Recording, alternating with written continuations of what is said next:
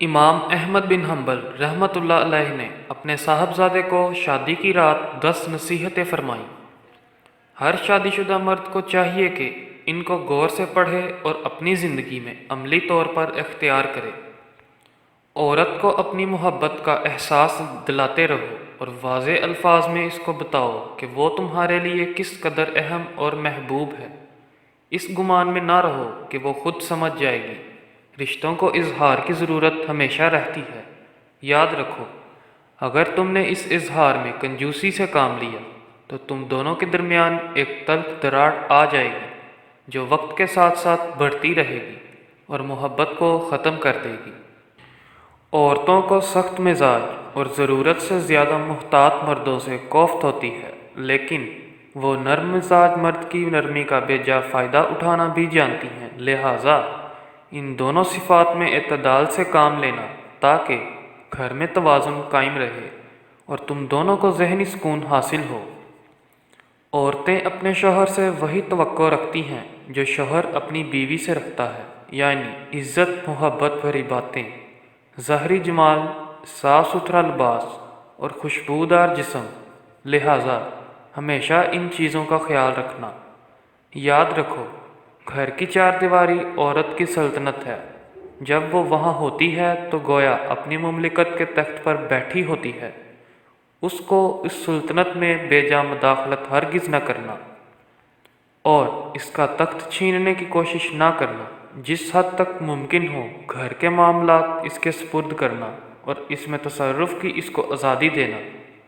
ہر بیوی اپنے شوہر سے محبت کرنا چاہتی ہے، لیکن یاد رکھو اس کے اپنے ماں باپ، بہن بھائی اور دیگر گھر والے بھی موجود ہیں جن سے وہ لا تعلق نہیں ہو سکتی، اور نہ ہی اس سے ایسی توقع جائز ہے۔ لہٰذا کبھی بھی اپنے اور اس کے گھر والوں کے درمیان مقابلے کی صورت پیدا نہ ہونے دینا، کیونکہ اگر اس نے مجبوراً تمہاری خاطر اپنے گھر والوں کو چھوڑ بھی دیا تب بھی وہ بے چین رہے گی، اور یہ بے چینی بالآخر تم سے اسے دور کر دے گی۔ بلا شبہ عورت ٹیڑھی پسلی سے پیدا کی گئی ہے اور اسی میں اس کا حسن بھی ہے۔ یہ ہرگز کوئی نقص نہیں، وہ ایسے ہی اچھی لگتی ہے جس طرح بھویں گولائی میں خوبصورت معلوم ہوتی ہیں۔ لہٰذا اس کے ٹیڑھے پن سے فائدہ اٹھاؤ اور اس کے اس حسن سے لطف اندوز ہو۔ اگر کبھی اس کی کوئی بات ناگوار بھی لگے تو اس کے ساتھ سختی اور تلخی سے اس کو سیدھا کرنے کی کوشش نہ کرو، ورنہ وہ ٹوٹ جائے گی اور اس کا ٹوٹنا بالآخر طلاق تک نوبت لے جائے گا۔ مگر اس کے ساتھ ساتھ ایسا بھی نہ کرنا کہ اس کی ہر غلط اور بے جا بات مانتے ہی چلے جاؤ، ورنہ وہ مغرور ہو جائے گی جو اس کے اپنے ہی لیے نقصان دہ ہے۔ لہٰذا معتدل مزاج نہ اور حکمت عملی سے معاملات کو چلانا۔ شوہر کی ناقدری اور ناشکری اکثر عورتوں کی فطرت میں ہوتی ہے۔ اگر ساری عمر بھی اس پر نوازشیں کرتے رہو لیکن کبھی کوئی کمی رہ گئی تو وہ یہی کہے گی کہ تم نے میری کون سی بات سنی ہے آج تک۔ لہٰذا اس کی اس فطرت سے زیادہ پریشان مت ہونا اور نہ ہی اس کی وجہ سے اس سے محبت میں کمی کرنا۔